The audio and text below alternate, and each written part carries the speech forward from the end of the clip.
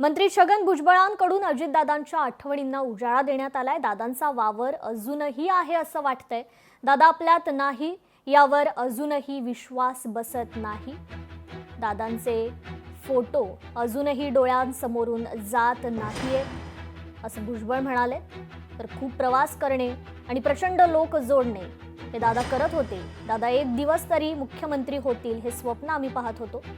बाळासाहेबांची स्वच्छता, पवार साहेबांचा वक्तशीरपणा हे सर्व गुण दादांमध्ये दिसायचे। तर चूक कबूल करायचे, रेटून नेत नव्हते असं भुजबळ म्हणाले। अजूनही विश्वास बसत नाही। एवढा मोठा धक्का क्वचितच बसला असेल। ऍक्सिडेंट स्पॉटवर गेलो होतो, पाहिलं तसं झालं। आणि दादांचे ते फोटो तर अजूनही डोळ्यासमोर जातच नाहीत। छिन्न विछिन्न झालेला दादा।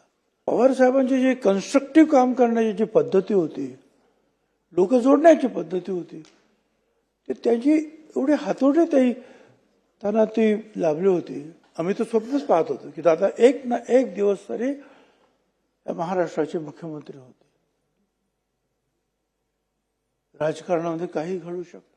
त्यांच्या कामाबद्दल आपण बरेचसे सगळे बोललो, परत काय बोललो। सकाळपासून संध्याकाळपर्यंत नीटनेटकेपणा, वक्तशीरपणा।